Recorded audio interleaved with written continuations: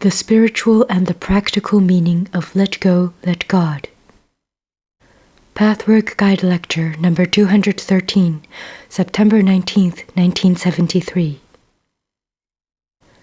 This is a private audio recording brought to you by Eternal Light. Greetings and divine blessings for all of you here, my dearest friends. With joy and love, I resume a new working season to give you all the assistance and guidance you could possibly require. Your growth continues to the degree you truly desire it. It has already borne wonderful fruit and will continue to do so. Every one of you may find in the words I am privileged to speak this evening what you most need now. If you try to listen with your inner ear, see with your inner eye, feel with your innermost being, and let the doubting mind rest, you will find exactly what you most need for your development. I have often spoken the words, let go, let God, and when you meditate, you also occasionally utter these words. Let us examine the true meaning of let go, let God, for there is a lot more to this saying than meets the eye, my friends. Letting go obviously means letting go of the limited ego with its self-will, its narrow understanding and its preconceptions. It means letting go of fears, distrust, misconceptions, and suspicion.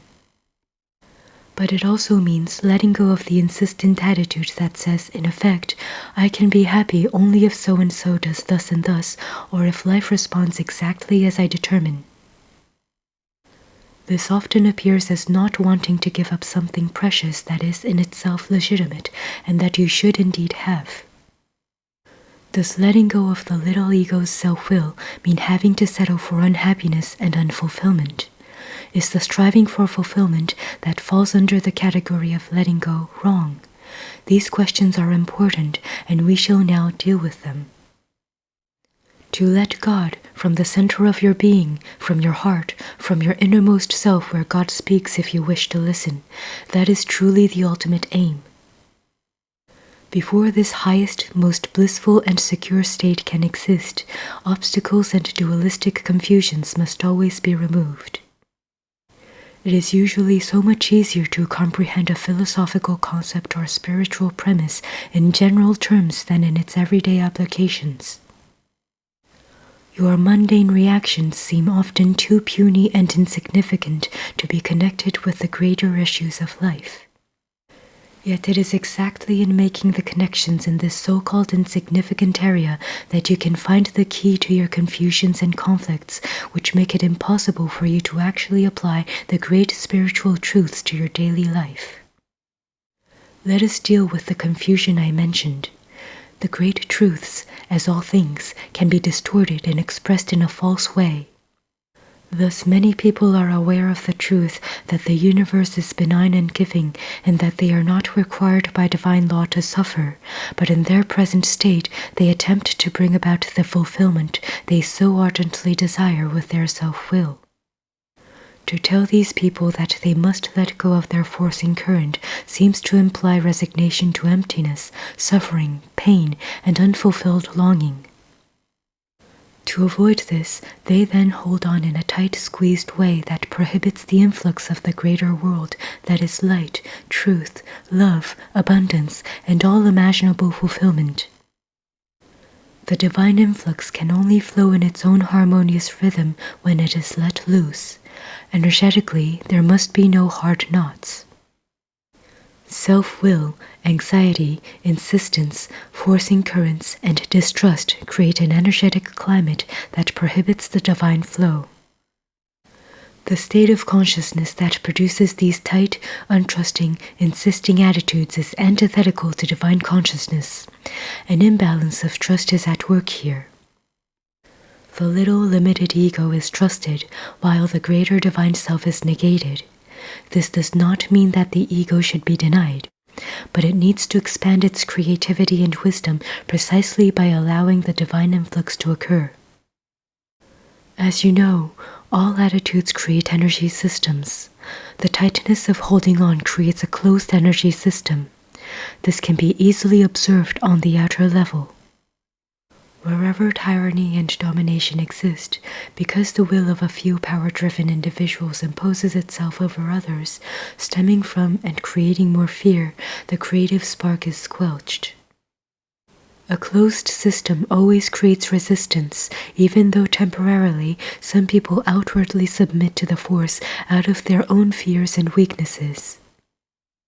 But the time must come when every last fearful individual will stand up and throw off the shackles. History has always borne this out. In the confused human mind, this healthy movement is often taken for a general rebelliousness, coupled with and nourished by a childish will to refute genuine authority, truth, guidance, and the need for self-discipline and self-responsibility. Inwardly, however, people do rebel against the momentary uncertainty of stepping into an apparent vacuum created after they have given up their tight self-will and have begun to let go. Instead of trusting the letting go process, people trust their own false gods. In relationships, it is easy to observe that the inner pressure of the subtle forcing current which says, "You must love me," creates exactly the opposite of the desired response. As an individual, you may feel it is impossible to give up this demand because you cannot stand not being loved. Aren't you entitled to love? Doesn't the universe grant you this very necessary fulfillment? How can you give up the demand and content yourself with the bleak emptiness that you fear when you renounce this demand for love? Yet, it is clear that the very attitude of "you must" elicits everything else but love from the other. Love cannot blossom in a closed energy system that stems from distrust, non-love, power, and distortion of truth. It cannot breed love. You who do the inner work of the path constantly encounter in yourself this tightness, this fearfulness, this holding. You may call it resistance or give it other names. Basically, the resistance is not against any human being, helper, therapist, or teaching, or even against any actual domination. For you do not need to be tightly holding against actual domination. The tight holding, the not letting go, always points to the inner spiritual struggle about what to trust, the little ego or God within. In order to do the latter, the interim states of consciousness which the mind has produced and wishes to avoid must be traveled through. The self wishes to avoid what it has produced only too often, whether it be pain, confusion, emptiness, or fear. Whatever the interim state, you must embrace it so that it can be explored, understood, and thus dissolved. There is an enormous difference between believing that this temporary state is the final reality which must be kept at bay, and knowing that it is a temporary condition. As long as you believe this condition is final, the self will either fight against letting go of it, or it will fall into a resignation to being helpless and unhappy. That is why the resistance to letting go is so strong. You prefer the status quo, in which you avoid falling into those other states of consciousness of your creation that must be traversed before you can let go and begin to create and expand your life. You prefer the status quo, even though the state of letting loose and letting God feels wonderful, rich, light, joyful, and safe. Many of you have begun to experience this more often. In that way, the resistance to letting go diminishes gradually. It can never be done in one single decision. It is a decision and commitment that must be repeated many, many times. The tightness you feel is so often traceable to the current which says, "I want it desperately." However, the desperation is much more a result of the tightness that shuts out God than of not having what you want. The state of tightness stemming from fear, the distrust, and a concept of poverty seem to justify your holding on. I repeat what I mentioned before. The giving up of the tight self-will implies, first of all, letting go of the insistence of your wish. The wish must be let loose for the moment, which is quite different from giving it up forever. The who, where, what, when, and how of the wish fulfillment must be temporarily given up. When you have let go, you may even come back to the same who, where, what, when, and how, but these wishes will then manifest in a different emotional and spiritual climate. Often, your insistence to have the wish fulfilled in the one specific way that you now imagine limits the actual fulfillment. Give the creative process rope and margin, and you will then experience that it will by far surpass your hopes and visualizations in happiness and fulfillment. Since your mind is often incapable of even conceiving the richness of the universe, you must learn to make yourself empty at the moment and allow the divine process to reveal itself to you. This means letting God. It is sometimes true that you must give up the desire of the self-will which you do not want to let go of, but this is only temporarily true. If you have inwardly accumulated a negative image of your life in which you can only suffer, then you must examine and oust this image so as to inactivate its energetic power. This cannot happen in a state of holding on and fighting against the same innermost negative belief. If you send out currents of domination over others with whom you are involved in relationships, if you fight against their imperfections and immaturities that hurt you, it is only because you do not trust that your inner God can produce fulfillment for you without having to impose your ideas over others, no matter how right these ideas may be in theory. Humanity is caught in this conflict. You either hold on against the blankness, pain, and abandonment you fear will be your fate if you let go, or you resign yourself to this dismal state in order not to hold on. This universal conflict is part and parcel of the dualistic state of mind which prevails in your dimension of consciousness. You have often heard me explain that there are many other confusions and conflicts from which humanity must laboriously find its way out. In this particular instance, humanity's conflict is between either using a forcing current or resignedly accepting a negative state, becoming hopeless, and harboring a negative concept of life. This conflict seldom applies to all areas of life expression, but it almost always applies to some. You may outwardly tend more toward one of these attitudes, but the other also lives within you, concealed even from your own awareness. Let us say that you are outwardly forceful, aggressive, and temperamentally suited to get away with overriding others, either by sheer force, clever persuasion, or dishonest manipulation. In that case, you use some of your resources to cover up resignation, despair, and distrust of life, though you do this in certain areas only. Or you may be outwardly a personality type who wants above all to get along with others, who wants to depend on them and not antagonize them. Then there must be underneath the desire to dominate. Often, such domination is obtained by submission. I will do what you say, so that you are bound to me and will have to obey my wishes. You will be too guilty to offend me when I have proven to be so obedient to you. I venture to say that you must have found such hidden attitudes in the course of your pathwork. Whatever the outer manifestation of these two ways to react in life may be, the opposite of the overt manifestation must also exist in you. You may have become quite aware of the manifest attitude, but may still be deluded in thinking that the opposite does not exist in you.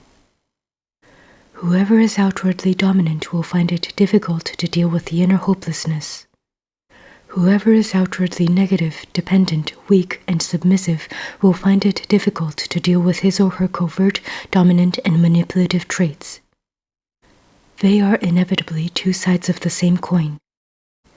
At the beginning of the path of self-exploration, you may not be aware of even your overt personality aspect, but little by little, as you observe yourself, you will become aware first of the overt, then the covert side. When your personality is very adept in its chosen way of dealing with the world, you find it most difficult to recognize the hidden aspect.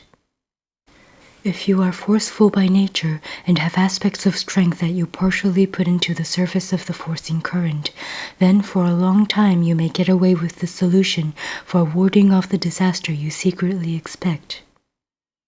If you are by nature soft and pliant, but use these assets in order to manipulate others and hide the domination you wish to exert, you may find it extremely difficult to give up the former and face the latter.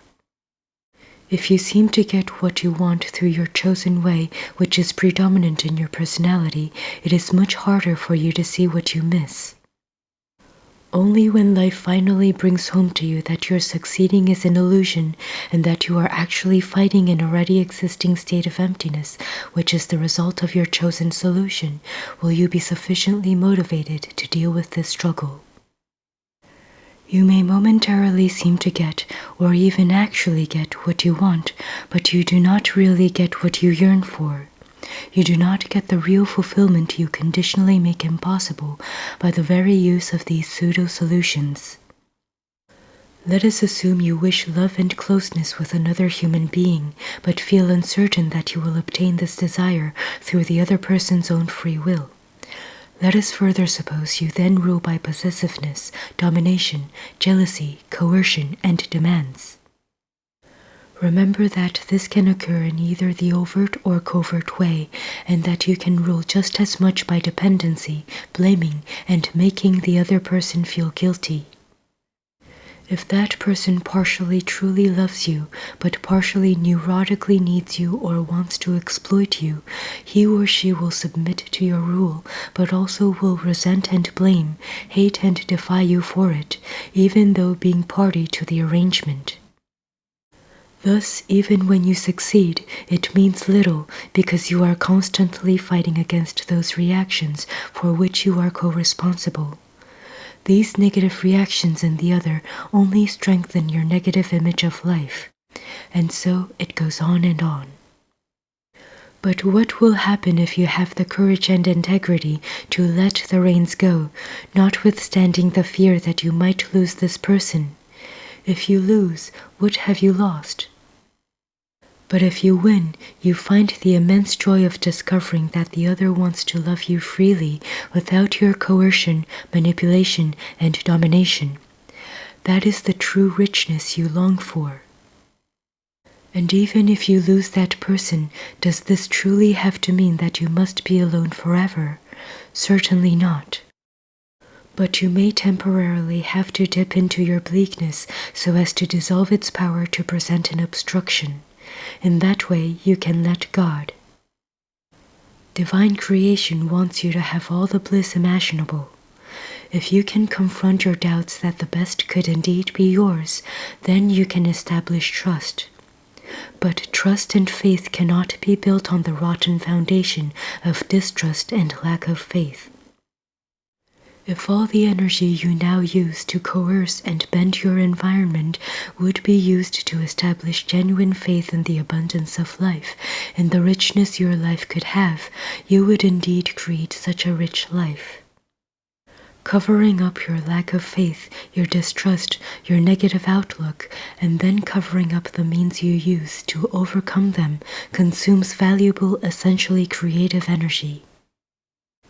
I specifically suggest that all of you look at both the overt and covert manifestations of this struggle in you, and see in what areas of your life they exist. Look at your lack of faith when you do not let God, when letting go seems to connote resignation into an unfulfilled state. Feel the inner movement in you when you cease grabbing, and then visualize yourself in a confident, patient, humble state of mind in which the universe can give you its best. Whether you experience your outer holding or your outer hopelessness, try to get in touch with the hidden opposite attitude. Both facets should be on the surface so you can become fully conscious of them. Only then will you be able to find the key which I will describe to you now. However, just hearing about this key can never be sufficient, although it will surely help you find the right direction. It requires a great deal of inner work for you to use this key. First, I would like to say a little more about letting go and letting God in your interactions with others. I have already mentioned the apparent conflict of wanting to be loved, respected, and appreciated, and your pushing for it. I also spoke about your dilemma of apparently having to give up this wish and your confusion about whether you are entitled to it or not. It is so important to restate that no rightful claim you make on creation can be accommodated by the universe when your condition is a cramped, forcing, hopeless, negative one.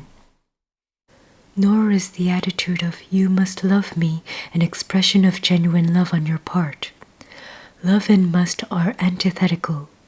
Forcing does not allow freedom to the other, whereas an open energy system always functions in freedom.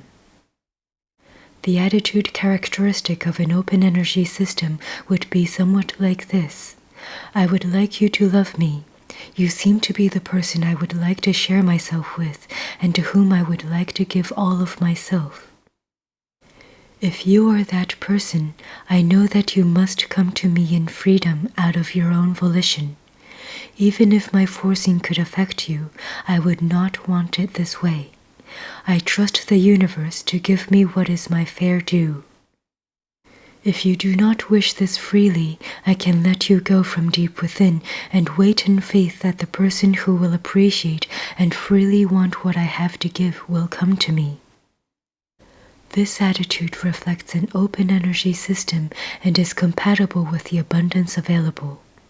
Abundance constantly floats around you, but your clogged energy system erects a wall that closes you off from the ever-present abundance. Of course, the same principle applies to all other kinds of relationships, to wanting a specific job, wanting friends, wanting people who will buy what you have to sell, who will receive what you have to give, or who give you what you look for. A closed energy system with an attitude of tightly holding on is really your false and inefficient weapon against the negative vision of the universe you live in, or at least against a vision of life for you. The weapon is wielded with even stronger forcefulness as it proves itself inefficient. You become more forceful, more possessive, demanding, jealous, and domineering. Thus the energy system closes more and more tightly and shuts out life's riches. Your illusion of life's negative nature is strengthened, and you fight against this illusory negative vision so as not to fall into the pit of resignation and giving up, instead of just letting go. You have to live in an open energy system to reach out into life and comfortably, even confidently claim its riches. You must be rich yourself in order to be energetically compatible with the riches of the universe. In a closed energy system, you believe you are a pauper and never avail yourself of your wealth. Knowing your riches implies, as the first substantial step, being strong enough, generous enough, humble enough, honest enough, not to exert force over others, no matter how subtly this force may be acted out. Not letting go implies a forcing current. Forcing, no matter how concealed, amounts to stealing, because you know you would not have to enforce anything if it were indeed freely given you. The irony is that often what wants to be given you freely becomes inaccessible when you force. Not letting go must violate your integrity on a deep level, which then causes you to doubt yourself and your right to be happy. Not letting go can be equated with being a stealing beggar. Letting go can be equated with knowing one's ultimate riches and having the willingness to establish this fact in your consciousness. Letting go thus implies a hard, honest look at your illusions, your pretenses, and your dishonesties. As you know, thoughts and energies constantly create.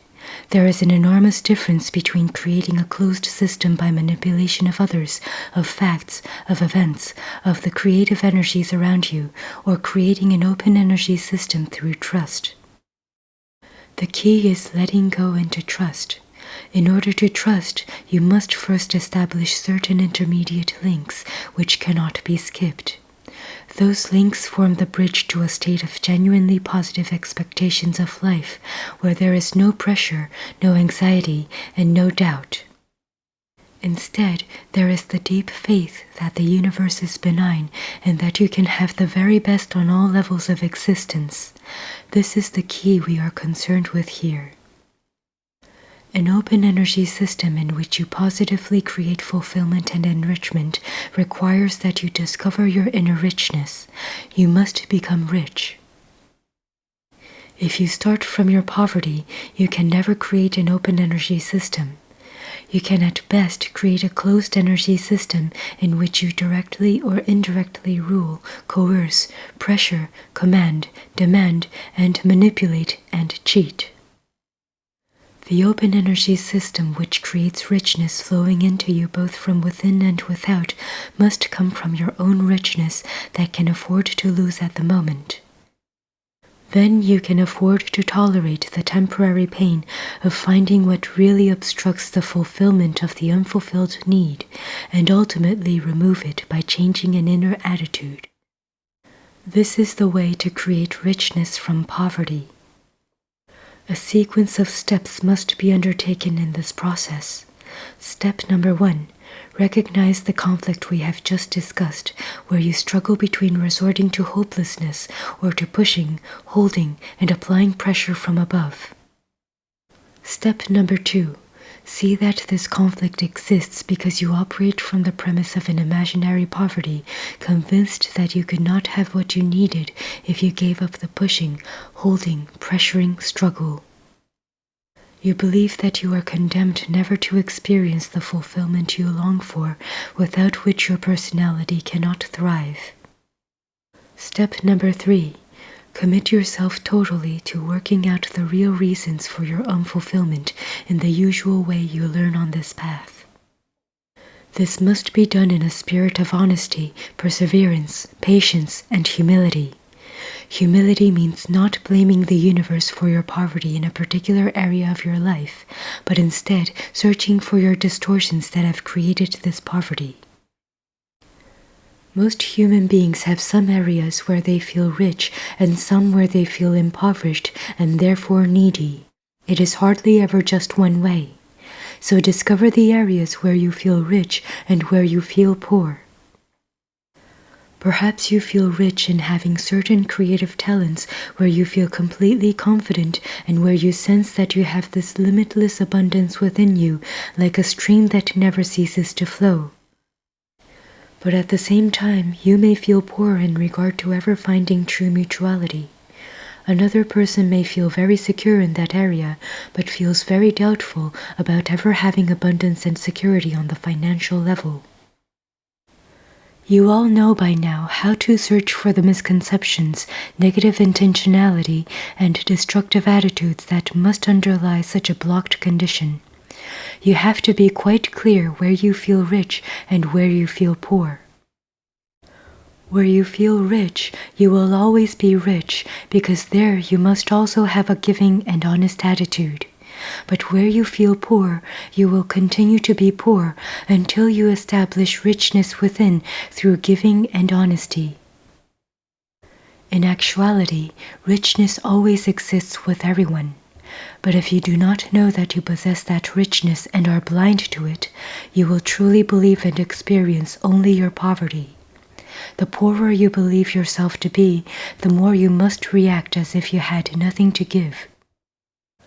Haven't you all found in your pathwork that you hold your feelings in check because giving them out would create unendurable emptiness inside you, an emptiness that can only be filled by others?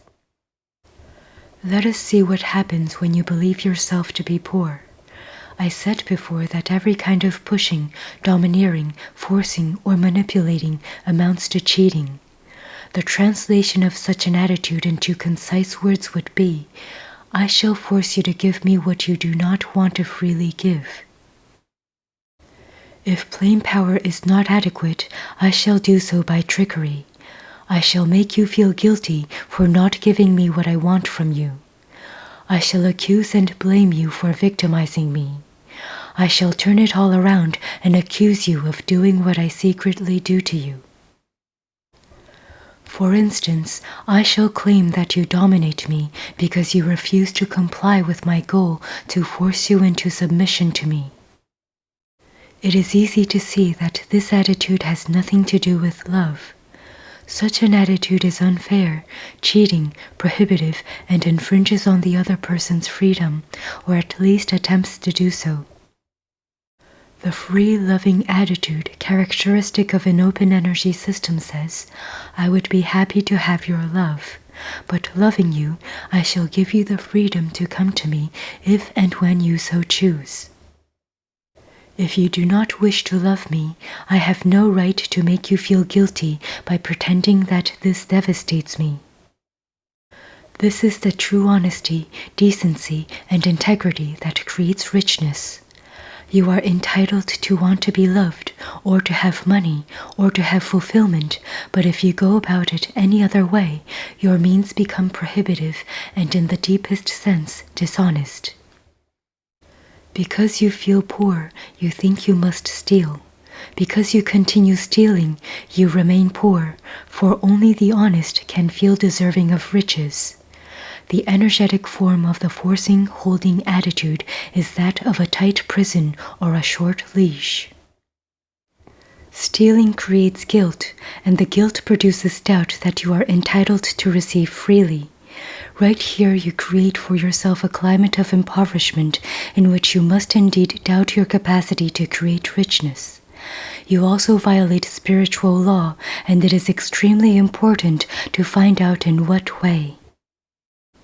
During the process of self-exploration, you will also find your lack of faith in a universe that will yield what it already wants to give you. You make it impossible for the universe to give to you because of the closed energy system you have established. It is exactly the same in a relationship. Even in the best relationship, if the most genuine love is forced and coerced, it will automatically be withheld. Your demand for love will be resented even by those who comply out of their own neurotic motives. You cannot receive the existing or growing love because your prohibitive energy form does not allow it.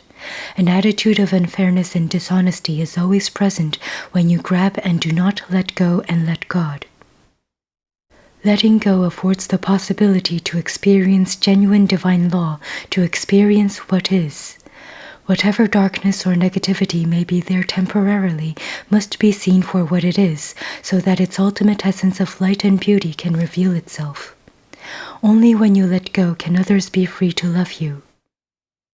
You may indeed be entangled in a relationship where love does not come forth freely, but this is only so because your distortions and your concept of impoverishment will draw to you someone who is incapable of giving you love.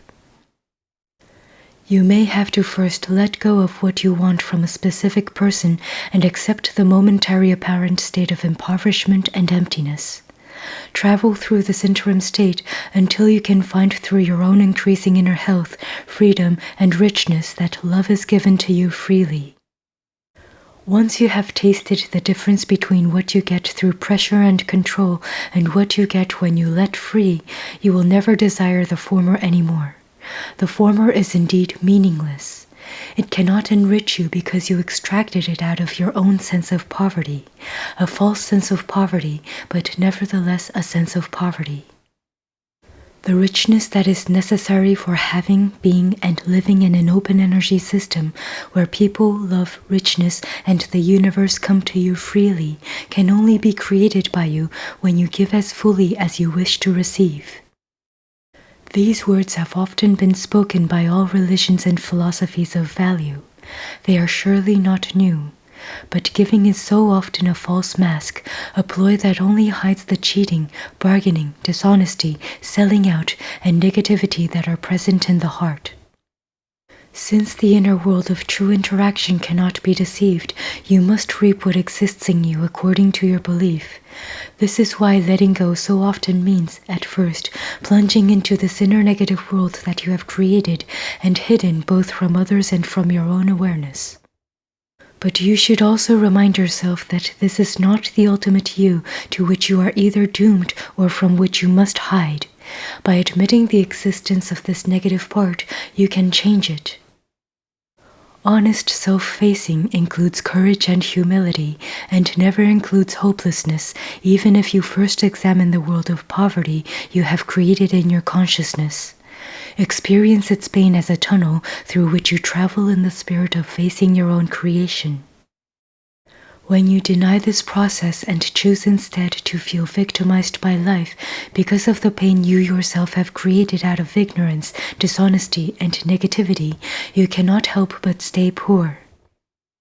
Out of that courage of really seeing yourself, the further attitude of letting go inevitably grows. This attitude says, if others want what I have to offer, I will gladly give it to them. If they do not want it, I will let them go. If this is painful, I will accept this pain and explore its origin in me.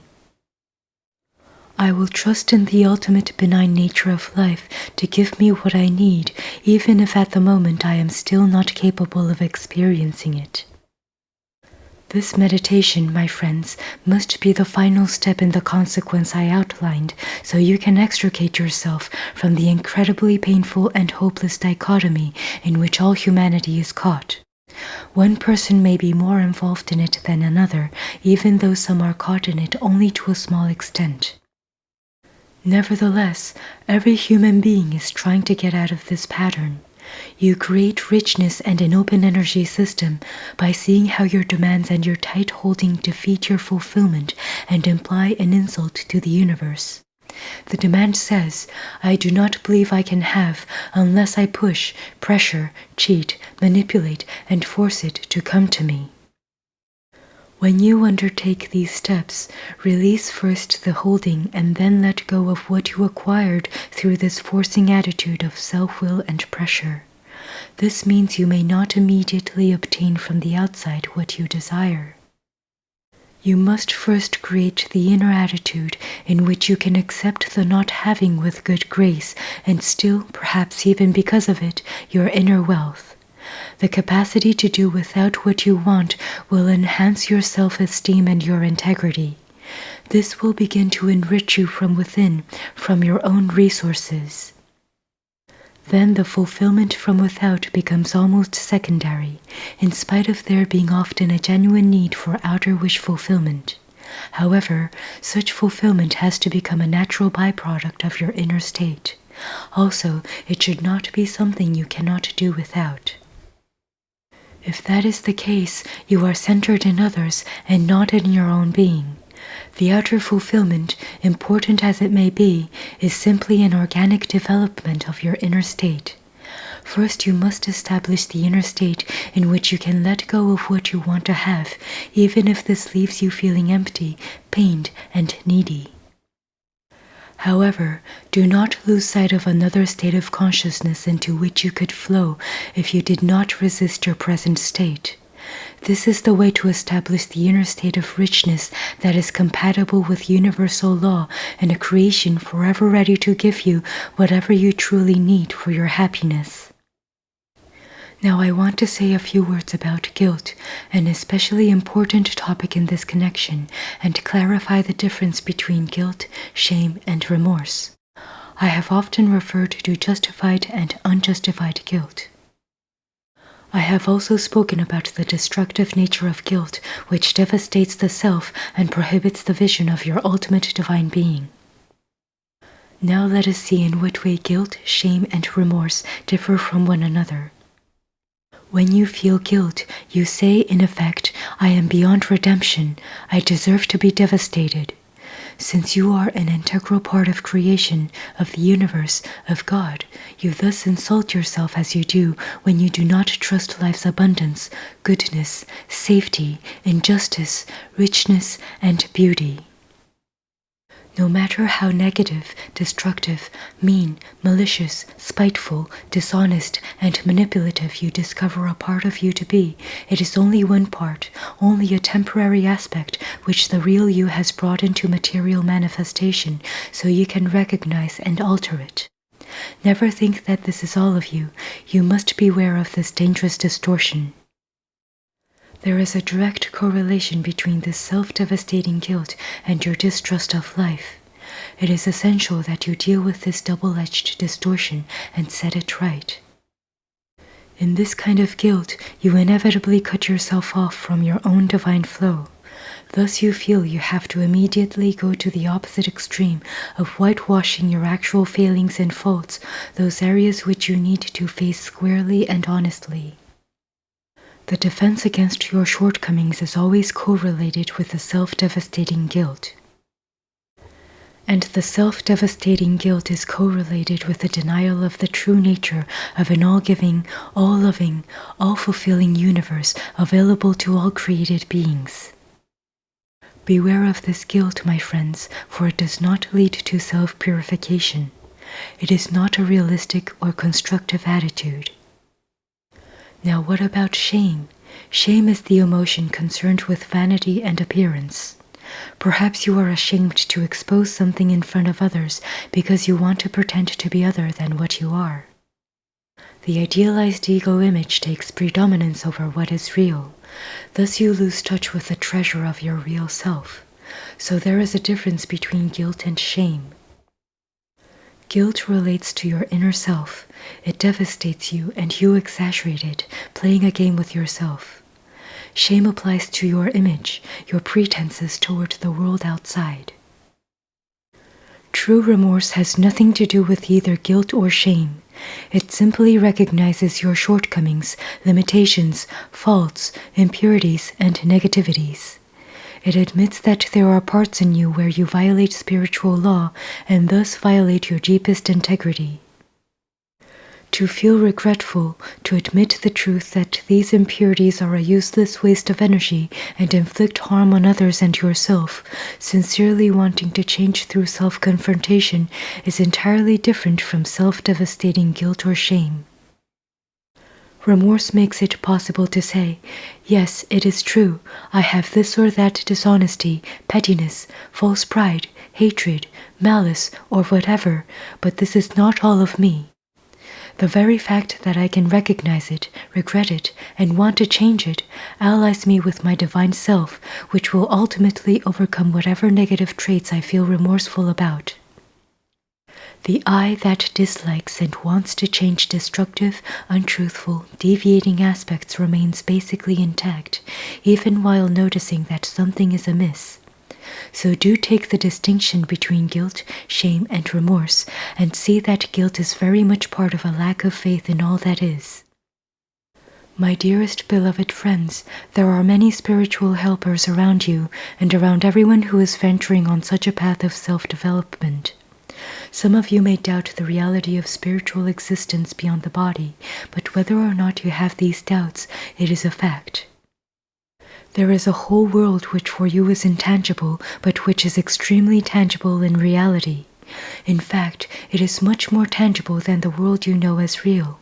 The world you know as real is a reflection, a mirror image, an outer projection into which your real self is thrust in order to fulfill a task. Give the free gift of real love by letting others be, even if this means a loss at the moment. Let go in trust and faith that life wants to shower you with its gifts. The more you establish an attitude of trust in you, the more you will know the inner beauty, the inner world of reality that can never perish. As you persevere on your genuine path, your growth becomes more and more tangible. It progresses in ever-accelerating beauty as you master the difficulties. You resolve your problems in an ever more profound way, and your experience of joy and security, peace and pleasure becomes deeper, long-lasting, and less fraught with subsequent fearful contraction. You become more capable of fulfillment because of your honest investment in facing yourself in truth. Divine blessings are with you. Be in peace.